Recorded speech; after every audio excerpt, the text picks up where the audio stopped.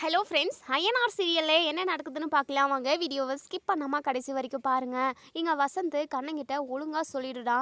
உனக்கு நல்லாவே தெரியும், வானதி பாண்டியன் கூட தான் இருக்கா, வேற யார் கூட போக போகிறா? அவள் வீடு, காலேஜ், இந்த பாண்டியன் கடை, இங்கே மட்டும்தான் அவள் சுற்றிக்கிட்டு இருப்பா. எனக்கு நல்லாவே தெரியும், அவங்க ரெண்டு பேரும் ஓடி போயிட்டாங்க தானே அப்படின்னு சொல்லிட்டு. ஐயோ, அப்படியெல்லாம் இல்லைண்ணே, பாண்டியனும் வானதியும் சென்னைக்கு தான் போயிருக்காங்க. அவங்க சீக்கிரமாகவே வந்துடுவாங்கண்ணே. கண்டிப்பாக இந்நேரம் ரீச் ஆகிருக்கணும். இன்னும் ஒரு 1 ஹவரில் 2 ஹவரில் கண்டிப்பாக வந்துடுவாங்க அப்படின்னு சொல்லிட்டு. என்னடா என்கிட்ட பூச்சாண்டி காட்டுறியா?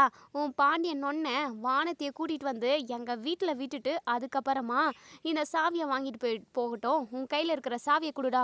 அண்ணா அது வந்துண்ணே, இல்லை கண்டிப்பாக இந்த சாவியை உங்ககிட்ட கொடுத்துட்டேன் அப்படின்னா பாண்டியண்ணே அவ்வளோதான் என்ன. அதுக்கப்புறம் இந்த கடைக்கு நான் வேலைக்கு வரவே முடியாது, வேலையை விட்டு தூக்கிடும் அப்படின்னு சொல்லிட்டு. ஆமாம், பெரிய இது ஆஃபீஸு, பெரிய கடை, ஒரு ரூமு 10க்கு 10 ரூமு, ஒத்த கடை, இதில் வேலைக்கு வேற நீ வரணும் வேற. இங்கே பார், உலகத்தில் எம்புட்டோ கம்பெனி இருக்குது, அதுக்கெல்லாம் நீ வேலைக்கு போ. இந்த ஓட்ட கடைக்கு நீ எதுக்காகடா வேலைக்கு வரணும்? இங்கே பார், நீ வேலைக்கு வராமல் போ, அதை பற்றி எனக்கு கவலை கிடையாது. என் தங்கச்சி அதுவும் இந்த மாதிரி நேரத்தில் நைட் டைமில் எம்புட்டு தைரியமாக இருந்தால் அந்த பாண்டியன் பரதேசி வானதியை கூட்டிகிட்டு போயிருக்குவான். அவனுக்கு இருக்குது, அவனை சும்மா விடவே மாட்டேன். இங்கே பாரு, ஒழுங்கா சாவியை கொடு அப்படின்னு சொல்லிட்டு. நான் பாண்டியன்கிட்ட கேட்டுட்டு கொடுக்கவா அப்படின்னு சொல்லிட்டு கேட்கவும், டேய் யார்கிட்டையும் கேட்க வேண்டாம். இங்கே பாரு, கடைக்கெல்லாம் எந்த பிரச்சனையும் வராது. நீ சொல்கிறல்ல பாண்டியனை சீக்கிரமாக வானத்தையை கூட்டிகிட்டு வந்து விட்டுருவாரு அப்படின்னு சொல்லிட்டு. உன் பாண்டியனை வீட்டில் கொண்டு வந்து விட்டுட்டு அதுக்கப்புறம் சாவியை வாங்கிட்டு போகட்டும் அப்படின்னு சொல்லிட்டு கண்ணன்கிட்டேருந்து கையிலேருந்து அந்த சாவியை பிடுங்கிக்கிட்டு இங்கே வசந்த் கிளம்பி போகவும், கண்ணனுக்கு என்ன பண்ணுறதுனே தெரியல. ஐயோ, என்ன நடக்க போகுதுன்னு தெரியலே. பாண்டியண்ணே இந்த கடையை எம்புட்டு கஷ்டப்பட்டு ஓப்பன் பண்ணியிருக்கு. அது மட்டும் இல்லாமல் 3 லட்ச ரூபா 4 லட்ச ரூபா கடத்தில் இருக்கே.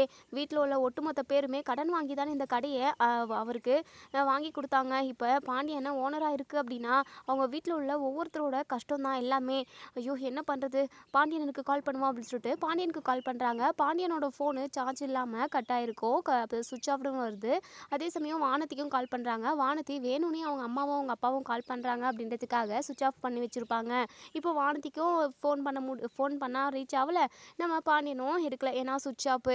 இப்போது கண்ணனுக்கு என்ன பண்ணுறதுனே தெரியல. சரி, கொஞ்சம் நேரத்தில் எப்படியும் பாண்டியனும் வந்துடும். நான் காலையில் எப்படியும் கடையை திறந்துடலாம். பாண்டியண்ணன் வானதியை கொண்டு போயிட்டு வசந்த் அவங்க வீட்டில் விட்டுட்டாங்க அப்படின்னா எந்த ஒரு பிரச்சனையும் இல்லை அப்படின்னு சொல்லிட்டு நம்ம கண்ணனுமே அவங்க வீட்டுக்கு கிளம்பி போயிடுறாங்க.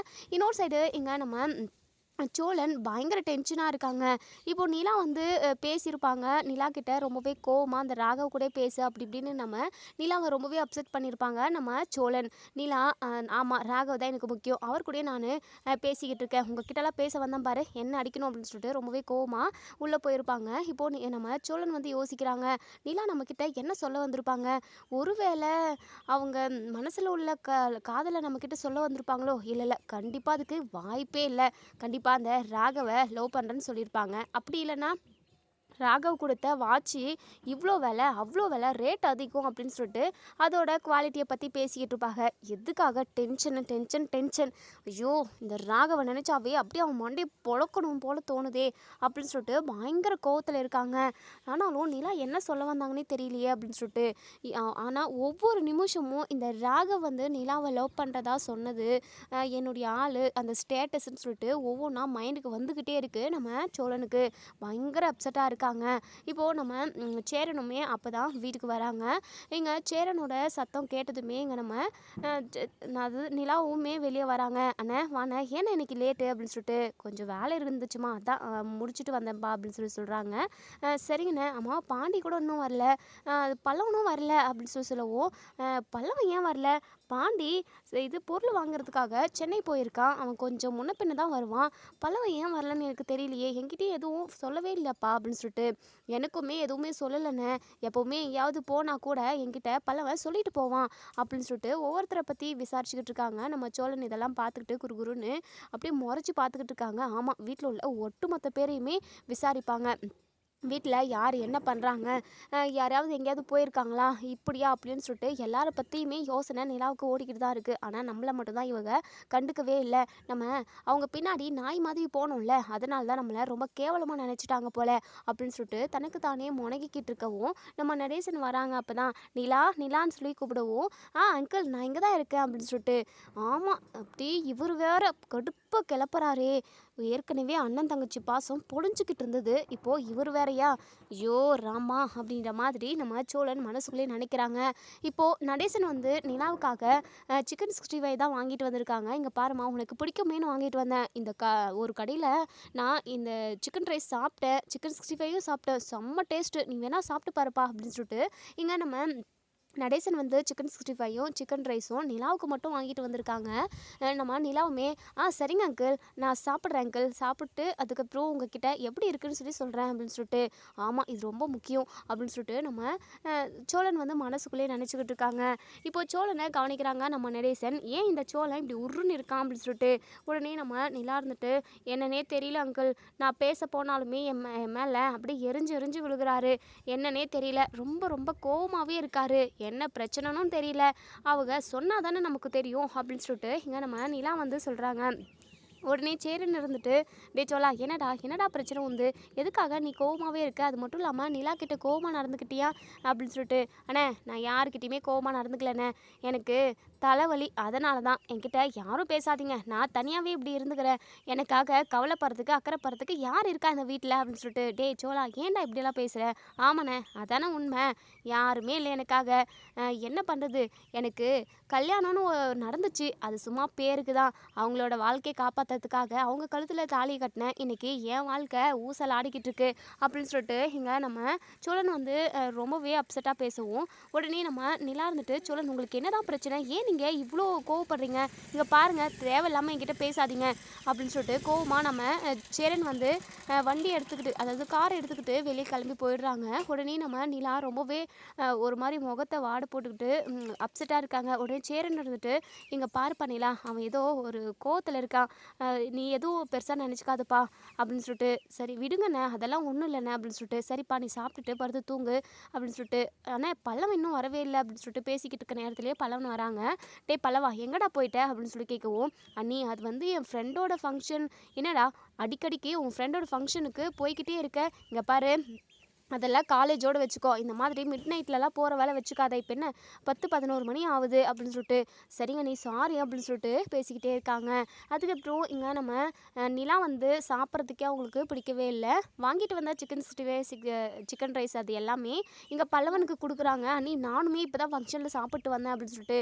அண்ணே நீங்கள் சாப்பிட்டுக்கோங்கண்ணே அப்படின்னு சொல்லிட்டு சேரன் கிட்ட கொடுக்குறாங்க. கொடுத்துட்டு நம்ம சேரன் சொல்கிறாங்க, ஏன் நிலா நீ சாப்பிடலையா அப்படின்னு சொல்லிட்டு. வேண்டாண்ணா எனக்கு பசிக்கல, நம்ம என்னதான் டீ குடித்தேன் அப்படின்னு சொல்லிட்டு. டீ போதுமாப்பா அப்படின்னு சொல்லி கேட்குவோம். ஆனால் அதுவே எனக்கு போதுண்ணா அப்படின்னு சொல்லிட்டு. ஏன்பா சோளம் பேசுனதை நீ மனசில் வச்சுக்கிட்டு இருக்கியா, அதனால தான் இப்படி இருக்கியா, அதனால தான் நீ சாப்பிடலையா அப்படின்னு சொல்லிட்டு. அண்ணா அப்படிலாம் இல்லைண்ணே, சோழன் நம்ம வீட்டு ஆள் தானே, அவரை பற்றி எனக்கு தெரியாதா, அவர் ஏதோ கோவத்தில் அப்படி பேசிட்டாரு, அதெல்லாம் ஒன்றும் இல்லைண்ணே, எனக்கு தூக்கம் வர மாதிரி இருக்குது, நான் போய் படுத்து தூங்குறேன் அப்படின்னு சொல்லிட்டு உள்ளே போகிறாங்க.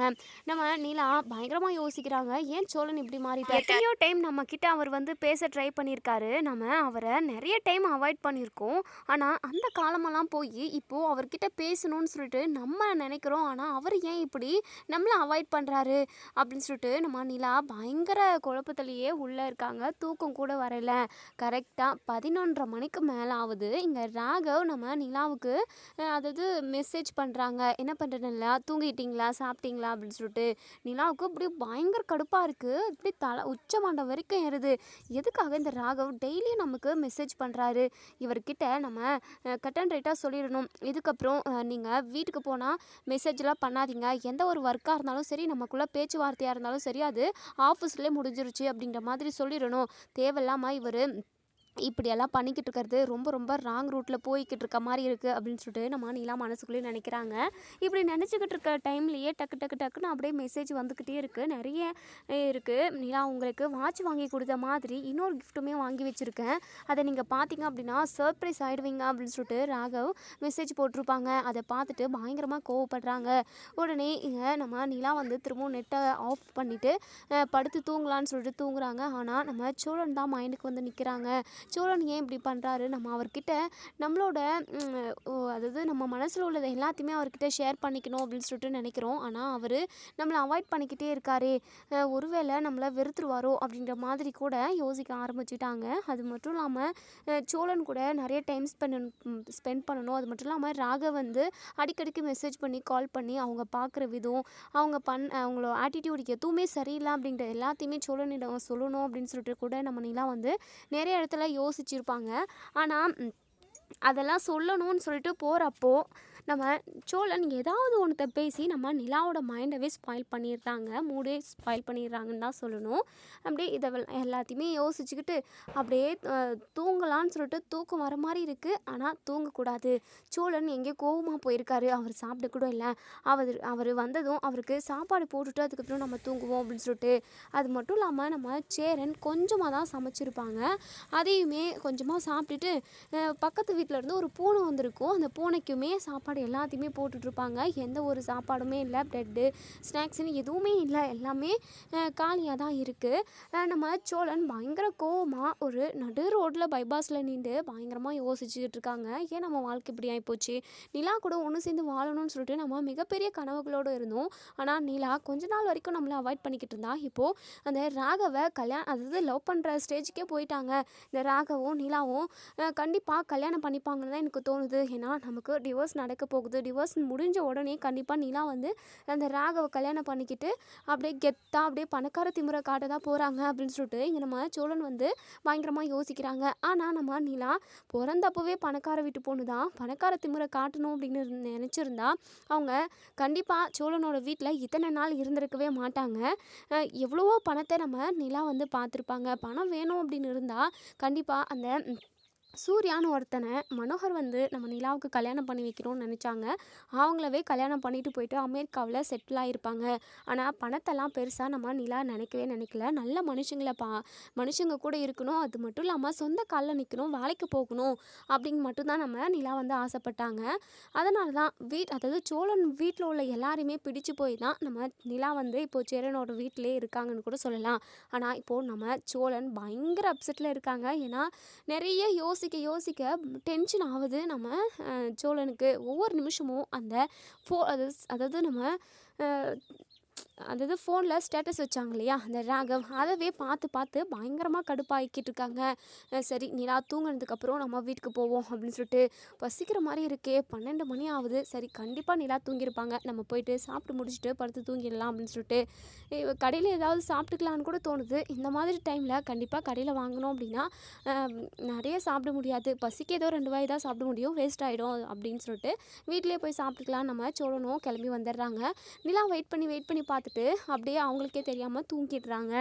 இப்போது கார் சத்தம் கேட்குது. கரெக்டாக கார் சத்தம் கேட்டதுலேயே இங்கே நம்ம நிலா அப்படியே எந்திரிச்சிடுறாங்க. அப்போது கார் வந்திருக்கு, சோழனோட கார் தான் வந்திருக்கோம் அப்படின்னு சொல்லிட்டு வெளியே ஓடி வராங்க. நம்ம சோழன் கரெக்டாக நேராக வந்ததுமே கிச்சனுக்கு போயிட்டு ஏதாவது சாப்பாடு போட்டு சாப்பிடுவோம் அப்படின்னு சொல்லிட்டு எல்லா கொண்டாவுமே அதாவது பிளேட்லாம் திறந்து பார்க்குறாங்க. ஆனால் எதுவுமே சாப்பாடு இருக்கிறதில்ல. ஒரு பருக்க மட்டும் கொண்டாவில் இருக்குது. அதை எடுத்து பார்க்குறாங்க. என்ன இவங்க நல்லா வலிச்சு சாப்பிட்ருக்காங்க போல், நம்ம கோவமாக இருக்கும், நம்ம அப்செட்டாக இருக்கும், நம்மளை சமாதானம் செய்யலான்னு சொல்லிட்டு யாருக்குமே தோணலை. அவங்க பாட்டுக்கு நல்லா ஜாலியாக சாப்பிட்டு நல்லா படுத்து ரிலாக்ஸாக தூங்குறாங்க போல். யாருக்குமே நம்ம மேலே அக்கறையே இல்லைல்ல. அண்ணன் கூட எப்போவுமே சாப்பாடு நமக்காக எடுத்து வைப்பார், ஆனால் இன்னைக்கு அது கூட இல்லை அப்படின்னு சொல்லிட்டு பயங்கர அப்செட்டில் இருக்காங்க. அதெல்லாம் பார்த்துட்டு இங்கே நம்ம நிலா வந்து கவனிக்கிறாங்க இது எல்லாத்தையுமே. சோழன் பசிக்குதா சோழன் அப்படின்னு சொல்லவும் உடனே இங்கே நம்ம சோழன் வந்து முகத்தை திருப்பிக்கிறாங்க. ஏன் சோழன், ஏன் இவ்வளோ கோவமாக இருக்கீங்க? சரி உங்களுக்கு நான் ஏதாவது காஃபி இல்லை நூடுல்ஸ் ஏதாவது செஞ்சு கொடுக்கணுமா? வேண்டாங்க, எனக்கு வேண்டவே வேண்டாம், நீங்கள் அந்த ராகவுக்கே செஞ்சு கொடுங்க அப்படின்னு சொல்லவும், இங்கே பாருங்கள் பேசிக்கிட்டே இருக்கிற டைமில் எதுக்காக ராகவை பற்றியெல்லாம் எடுக்கிறீங்க அப்படின்னு சொல்லிட்டு. ஆமாம் ராகவை பற்றி எடுத்தால் உங்களுக்குமே ரொம்ப கோவம் வரும், அவரை பற்றி நான் எதுவுமே பேசுகிறதில்லப்பா, நீங்கள் உங்கள் வேலையை பாருங்கள், எனக்கு பசிச்சுது அப்படின்னா நான் சாப்பிட்றேன், சாப்பாடு இல்லைன்னா பட்னியாக படுத்து தூங்குறேன். உங்களுக்காக அதாவது உங்களுக்கு எதுக்காக சிரமம்? நீங்கள் எதுக்காக எனக்காக நீங்கள் நூடுல்ஸ் எல்லாம் செஞ்சு கொடுக்கணும்? அதெல்லாம் ஒன்றும் தேவையில்லை. நீங்கள் ராகவ் நினப்பாவே சந்தோஷமாக இருங்க. அதான் ராகவ் கூட மெசேஜ் பண்ணுறேன், பேசுகிறேன், டைப் பண்ணுறேன்னு சொல்லிட்டு போனீங்கல்ல, அப்போது நீங்கள் போங்க, அதை பற்றி எனக்கு கவலையே இல்லை அப்படின்னு சொல்லிட்டு நம்ம சோழன் கோவத்தில் என்னென்னமோ வளரி விடவும், உடனே நிலா இருந்துட்டு இங்கே பாருங்கள் சோழன், நீங்கள் ஓவராக போய்கிட்டு இருக்கீங்க. நீங்கள் எதுக்காக தேவையே இல்லாமல் ராகவ் பற்றியெல்லாம் பேசிக்கிட்டு இருக்கவும் அவரை வச்சு நீங்கள் எதுக்காக டென்ஷன் ஆகுறீங்க? இங்கே பாருங்க நிலா, நீங்கள் என்ன மாதிரியான இன்டென்ஷனில் இருக்கீங்கன்னு சொல்லிட்டு எனக்கு நல்லாவே தெரியும். நீங்கள் எனக்கும் உங்களுக்கும் டிவோர்ஸ் நடந்துருச்சு அப்படின்னா, டிவோர்ஸ் கொடுத்துட்டாங்க அப்படின்னா கண்டிப்பாக அந்த ராகவை தான் கல்யாணம் பண்ணிட்டு போக போகிறீங்க. அடிக்கடிக்கு என்ன டிரைவருன்னு சொல்லிட்டு கேவலமாக சொல்கிறீங்க. டிரைவர் தாங்க, இந்த சாதாரண டிரைவரு ரொம்ப நல்லவங்க. நான் ஒன்றும் பணத்திமிர ஒன்றும் காட்டலைங்க.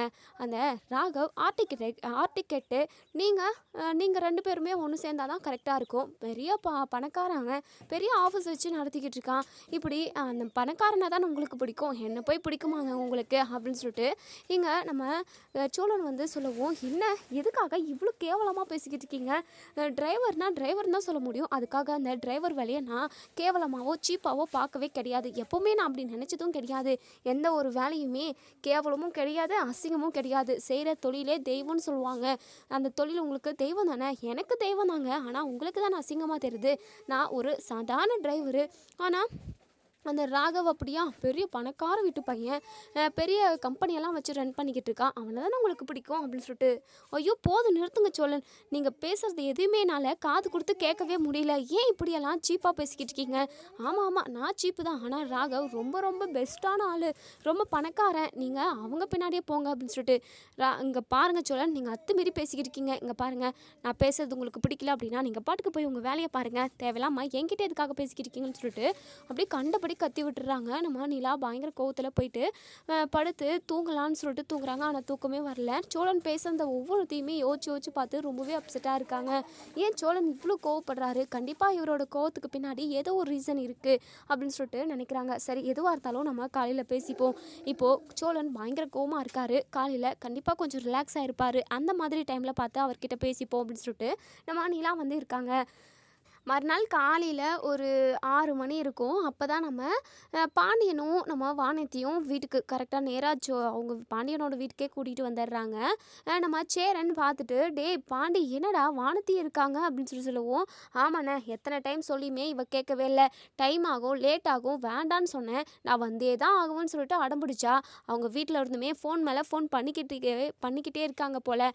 அது மட்டும் இல்லாமல் நான் சொல்கிறத எங்கண்ணா கேட்குறா, இவளால் பாதி பொருள் என்னால் வாங்கவே முடியலண்ணே அப்படின்னு சொல்லிட்டு. வானதி இருந்துட்டு, ஏன் பாண்டி இப்போ ஏன் மேலே பழி போடுறேன்? நான் தான் எல்லாத்தையுமே வாங்கிக்கோ, எவ்வளோ லேட் ஆனாலும் பரவாயில்ல தான் சொன்னேன், நீ சொல்லுவ. ஆனால் உனக்காக வெயிட் பண்ணிக்கிட்டு இருக்க உன் அம்மாவும் உன் அப்பாவும் அண்ணன்னு சொல்லிட்டு எல்லாருமே பதட்டமாக இருக்க மாட்டாங்களா? அதே சமயம் நீ என் கூட தான் வந்திருப்பான்னு சொல்லிட்டு கண்டிப்பாக அவங்க தெரிஞ்சுக்கிட்டு இருந்திருப்பாங்க அப்படின்னு சொல்லிட்டு. இன்னொரு சைடு நம்ம வானதி வீட்டில் எல்லாருமே வெயிட் பண்ணிக்கிட்டு இருக்காங்க. இங்கே வானதியோட அம்மா இருந்துட்டு, டே வசந்த், என்னடா நீ என்ன சொன்ன? இந்த வானதி வந்துடுவா, கண்டிப்பாக பாண்டி எடுத்துகிட்டு வந்து விட்டுருவான்னு சொல்லிட்டு சொன்னேன். ஆமாம்மா, கண்டிப்பாக அந்த பாண்டி இங்கே வந்து தான் ஆகணும், அவனோட கடைசாவி என்கிட்ட தானே இருக்குது அப்படின்னு சொல்லிட்டு சொல்கிறாங்க. இப்போது இப்படி பேசிக்கிட்டு இருக்காங்க. இன்னொரு சைடு நம்ம சேரன் எடுத்துகிட்டு, டே பாண்டி, வேலையாக போயிட்டு வானதியை நீ அவங்க வீட்டில் விட்டுட்டு வாடா அப்படின்னு சொல்லிட்டு. சரிங்கண்ணே அப்படின்னு சொல்லிட்டு. அப்போ தான் நம்ம பாண்டியனுமே ஃபோனுக்கு சார்ஜர் போட்டுட்டு போயிடலாம் அப்படின்னு சொல்லிட்டு சார்ஜர் போடவும், கண்ணன் வந்து எத்தனை டைம் கால் பண்ணியிருக்காங்க அதை பார்க்குறாங்க. இப்போ கண்ணனுக்கு கால் பண்ணுறாங்க. கண்ணனுக்கு கால் பண்ணதுமே கண்ணன் எடுத்துகிட்டு, பாண்டியனை அந்த நம்ம கடையோட சாவி அந்த வசந்தக்கிட்ட இருக்குண்ணே அப்படின்னு சொல்லிட்டு.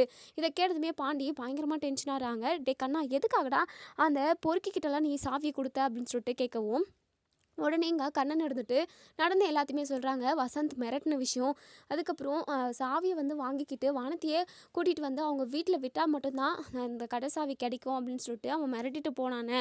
அதான் இது விஷயமா அவங்கக்கிட்ட பேசுகிறதுக்கு நான் உங்களுக்கு எத்தனையோ டைம் கால் பண்ணேன், ஆனால் அவங்களுக்கு ரீச் ஆகலை அப்படின்னு சொல்லிட்டு சொல்கிறாங்க. சரி கண்ணா, நான் பார்த்துக்கிறேன் அப்படின்னு சொல்லிட்டு ஃபோனை வச்சிடுறாங்க. இப்போது பாண்டி வந்து பயங்கர கோவமாக இருக்காங்க.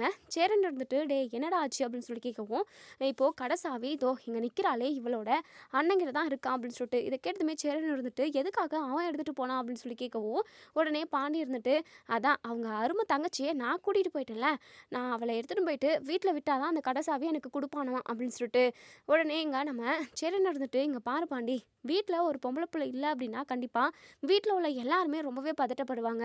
நீ போயிட்டு வானத்தையும் அவங்க வீட்டில் விட்டுட்டு நீ சாவியை எடுத்துகிட்டு வந்துடு. அது மட்டும் இல்லாமல் அவங்க ஏதாவது பேசுனாங்கன்னா கூட நீ எதுவும் கண்டுக்காமல் வந்துடுறா பாண்டி. வயசு பொட்ட பிள்ளை வெளியே எங்கேயாவது கூட்டிகிட்டு போனால் கண்டிப்பாக கோவப்பட தானே செய்வாங்க அப்படின்னு சொல்லிட்டு இங்கே நம்ம சரின்னு சொல்கிறாங்க. இங்கே பாரா பொறுமையாக விட்டுட்டு வாடா அப்படின்னு சொல்லிட்டு சரிண்ணே அப்படின்னு சொல்லிட்டு இப்போது நம்ம வானத்தையை கூட்டிக்கிட்டு அவங்க வீட்டுக்கு போகிறாங்க. இப்போது வானத்தையும் பாண்டியும் அவங்க வீட்டுக்குள்ளே போகவும் உடனே வசந்த் பயங்கர கோவமா இங்கே பாண்டியோட ஷர்ட்டை பிடிக்கிறாங்க. என்ன என்ன நினச்சிக்கிட்டு இருக்கோம் மனசில், இப்படி தான் என் தங்கச்சியை கூட்டிகிட்டு ஊரெல்லாம் சுற்றிக்கிட்டு இருப்பியா?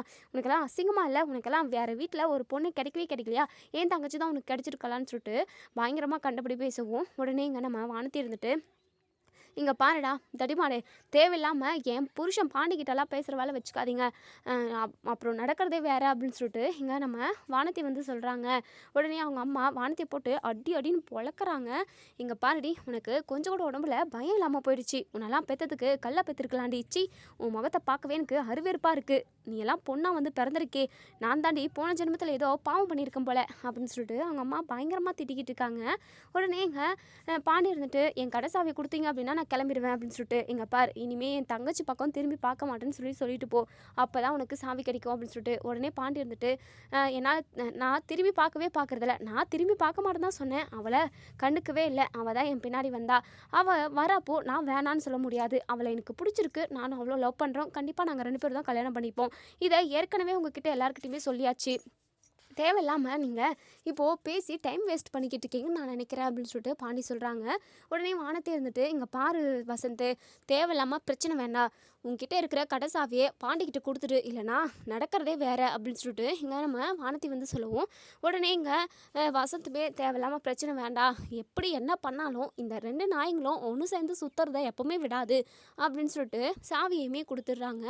இப்போது இங்கே நம்ம பாண்டியுமே சாவியை வாங்கிக்கிட்டு போயிடுறாங்க. உடனே இங்கே நம்ம வானத்தை இருந்துட்டு போயிட்டு அம்மா என்னம்மா சாப்பாடு செஞ்சு வச்சுருக்க அப்படின்னு சொல்லிட்டு, வாடி வா, உனக்கு வாய்க்கு ருசியாக 3-4 வேலையும் சமைச்சு போடணும், நல்லா தின்னுட்டு அந்த பாண்டி பரதேசி பையன் கூட ஊரை சுற்றிக்கிட்டு இருப்பேன். இங்கே பாருடி, இனிமேல் நீ வீட்டை விட்டு வெளியே போகவே கூடாது, எப்போவுமே நீ இந்த வீட்டுக்குள்ளேயே தான் இருக்கணும், நீ படிக்கவும் வேண்டாம் ஒன்றும் வேண்டாம், படித்து கிழிச்சது எல்லாமே போதும், டே வசந்த் நீ ஒரு மாப்பிள்ளையை பாருடா அப்படின்னு சொல்லிட்டு உடனே இங்கே நம்ம வானத்துக்கு படப்படங்குது. ஐயோ என்ன இது, இவங்க திரும்பவும் முதல்லேருந்து ஸ்டார்ட் பண்ணுறாங்க போல். இங்கே பாருமா, பாண்டியும் நானும் ரொம்ப நாளாகவே ஒன்றுமா இருந்துட்டோம், புருஷன் பொண்டாட்டியாக வாழவும் ஆரம்பிச்சிட்டோம் அப்படின்னு சொல்லிட்டு ஒரு ஸ்கேன் ரிப்போர்ட்டுமே வச்சுக்கிட்டு இருக்காங்க. அது வந்து அவங்க ஃப்ரெண்டோடது. நம்ம வானத்தி வந்து அவங்க ஃப்ரெண்டோட வளகாப்புக்கு போயிருந்துருப்பாங்க.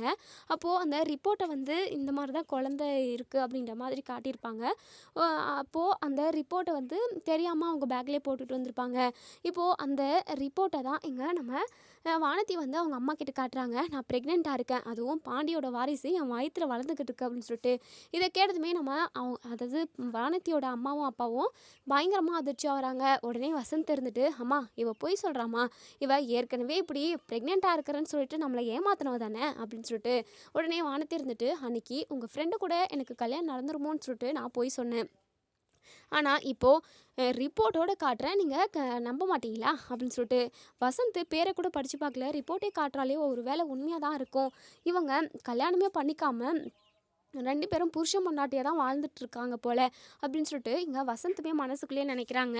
இப்போது வானத்தியோட அம்மா பயங்கரமாக அழுகுறாங்க. வசந்த் இருந்துட்டு அம்மா இவளுக்கு பேசாமல் அந்த பரதேசி கூடிய கல்யாணத்தை பண்ணி வச்சிரு, இதுக்கப்புறமும் இவளை இந்த வீட்டுக்குள்ளே வச்சுக்கிட்டு இருந்தா அப்படின்னா நமக்கு தான் அசிங்கமே, இருக்க வயிறும் வளர ஆரம்பிக்கும், பக்கம் அக்கம் உள்ளவங்க எல்லாருமே கேவலமாக பேசுவாங்க, பேசாமல் இவங்க 2 பேருக்கும் கல்யாணத்தை பண்ணி விட்டுறலாமா அப்படின்னு சொல்லிட்டு இங்கே வசந்த் வந்து சொல்கிறாங்க. இதை கேட்டதுமே வானத்திக்கு பயங்கர குஷி. ஏன்னா இப்போது எப்படியாவது நம்ம பாண்டியை கல்யாணம் பண்ணின்னு போகணும் அப்படின்ற ஒரே ஆசை தான் எங்கள் வானத்திக்கு. எப்படியாவது நம்ம இவங்கள சம்மதிக்க வச்சிடணும்னு கூட நிறைய நாள் ட்ரை பண்ணியிருக்காங்க. இப்போது வானத்தி சொன்னது பொய் தான், இருந்தாலும் இதை உண்மையாக நினச்சிக்கிட்டு வேறு வழி இல்லாமல் பாண்டியன் வீட்டில் போயிட்டு பொண்ணுக்கு அதாவது மாப்பிள்ளை கேட்கலாம், அதாவது நிச்சயதார்த்தத்துக்கான என்ன வழியோ அதை வந்து பார்க்கலாம் அப்படின்ற மாதிரி இங்கே வீட்டில் உள்ள அவங்க எல்லாருமே பேசிக்கிட்டு இருப்பாங்க. இன்னொரு சைடு இங்கே நம்ம நிலா வந்து இங்கே சோழன் கிட்ட பேச வராங்க. சோழன் இன்னைக்கு என்னை கொண்டு போயிட்டு நீங்களே ஆஃபீஸில் ட்ராப் பண்ணிடுறீங்களா அப்படின்னு சொல்லி கேட்கவும், என்றைக்குமே இப்படி நம்ம நிலா கேட்க மாட்டாங்க. சோழன் கூட டைம் ஸ்பெண்ட் பண்ணணும், அவர் கூட பேசணும், தனியாக பேசணுன்றதுனால காரில் போகும்போது பேசலாமே அப்படின்றதுனால சொல்கிறாங்க. உடனே நம்ம சோழன் பயங்கரமாக கோவப்படுறாங்க. எதுக்காக நீங்கள் எப்படி சொல்கிறீங்கன்னு எனக்கு நல்லா தெரியும். நீங்களும் இந்த ராகவும் க்ளோஸாக நின்று பேசுகிறது எல்லாத்தையுமே நான் பார்க்கணும், நான் பொறாமப்படணும். அதுக்காக தானே இப்போது என்னை ட்ராப் பண்ண சொல்லி கேட்குறீங்க அப்படின்னு சொல்லிட்டு. ஐயோ என்ன சோழன் ஏன் இப்படி பேசுகிறீங்க? ஆமாங்க அதானே உண்மை. எத்தனை நாள் உங்ககிட்ட நான் கேட்டிருக்கேன், நான் ட்ராப் பண்ணுறேங்கன்னு சொல்லிட்டு. ஆனால் நீங்கள் ஒத்துக்கவே மாட்டீங்க. இப்போது நான் பொசசிவ் ஆகணுன்றதுக்காக தான் இப்படியெல்லாம் பண்ணிக்கிட்டு இருக்கீங்களா அப்படின்னு சொல்லிட்டு இங்கே நம்ம சோழன் கண்டபடி பேசவும், போதும் நிறுத்துங்க சோழன், நீங்கள் என்ன தான் நினச்சிக்கிட்டு இருக்கீங்க? ஆமாம் நீங்கள் ரெஸ்டாரண்ட்டுக்கு என்னை பிக்கப் பண்ண வந்ததுலேருந்தே நீங்கள் இப்படி ஒரு அப்செட்டாக தான் இருக்கீங்க. ஏன்னாச்சு ஒழுங்காக உங்கள் மனசில் உள்ளதை சொல்லிடுங்க, உங்களுக்கு என்ன தான் பிரச்சனை அப்படின்னு சொல்லி கேட்குறப்ப தான் நம்ம சோழன் வந்து இங்கே நம்ம ராகவ் வந்து நிலாவை தன்னோட ஆள் அப்படின்னு சொல்லி சொன்ன விஷயம், அது மட்டும் இல்லாமல் ஸ்டேட்டஸ் வச்ச விஷயம்னு சொல்லிட்டு இது எல்லாத்தையுமே சொல்கிறாங்க. இதை கேட்ட நம்ம நிலா பயங்கரமாக அதிர்ச்சியாக வராங்க. என்ன சோழன் இதை நீங்கள் அப்போவே சொல்லியிருக்கலாம்ல, நான் ராகவ் கிட்டே கேட்டிருப்பேன். அது மட்டும் இல்லாமல் ராகவ் என்னை தொந்தரவு பண்ணிக்கிட்டு தான் இருக்காரு, அந்த விஷயமாக தான் உங்ககிட்ட பேசணும்னு நினச்சேன். ஆனால் நீங்கள் என்னை அவாய்ட் பண்ணுறது தான் பார்க்குறீங்க. அவர் எனக்கு அடிக்கடி கிஃப்ட் பண்ணுறதும், அது மட்டும் இல்லாமல் என்னை தனியாக ரெஸ்டாரண்ட்டுக்கு கூப்பிட்றதோன்னு நிறைய அட்டுழியம் பண்ணுறாரு. அது மட்டும் இல்லாமல் எனக்கு அடிக்கடிக்கு மெசேஜுமே நைட் டைமில் மிட் நைட்லலாம் மெசேஜ் பண்ணுறாரு. இது விஷயமா உங்ககிட்ட பேசணும்னு நினச்சேன், ஆனால் நீங்கள் கோவத்திலே இருந்தீங்க. அதுக்கு ரீசன் இதுதானா? அந்த ராகவை நான் உண்டலன் பண்ணுறேன் அப்படின்னு சொல்லிட்டு பயங்கர அவசரமாக சாப்பிட கூட இல்லாமல் ஆஃபீஸ்க்கு கிளம்பி போகிறாங்க. போயிட்டு ராகவ் கிட்ட, இங்கே பாருங்கள் ராகவ், உங்கள் மனசில் என்ன நினச்சிக்கிட்டு இருக்கீங்க? எதுக்காக இப்படி ஒரு வேலையை பார்த்துக்கிட்டு இருக்கீங்க அப்படின்னு சொல்லிட்டு. என்னாச்சு நிலா என்ன அப்படின்னு சொல்லி கேட்கவும், உங்களால் எனக்கும் சோழனுக்கும் ரொம்ப பிரச்சனை, அவர் கோவப்படுறாரு. எதுக்காக அப்படின்னா நீங்கள் ஸ்டேட்டஸ் வச்சுருக்கீங்க, கிஸ்ஸு ஹார்ட் அண்ட் சிம்பிள் என்னெல்லாம் போட்டு வச்சுருக்கீங்க. அது மட்டும் இல்லாமல் நான் உங்கள் ஆளுன்னு சொல்லிட்டு சோழன் கிட்ட சொல்லியிருக்கீங்க, இதனால் எங்களுக்கு பிரச்சனை. சோழன் பயங்கரமாக கோச்சிக்கிட்டாரு, எதுக்காக இப்படி பண்ணிக்கிட்டு இருக்கீங்க அப்படின்னு சொல்லிட்டு பயங்கரமாக திட்டவும், ராகவ் இருந்துட்டு இதில் என்ன நல்லா இருக்குது அப்படின்னு சொல்லிட்டு, அவர் என்னுடைய ஹஸ்பண்ட், அதனால் நான் உங்ககிட்ட இதோட வார்ன் பண்ணுறேன், தயவு செஞ்சு எனக்கு மெசேஜ் பண்ணுறதோ இல்லை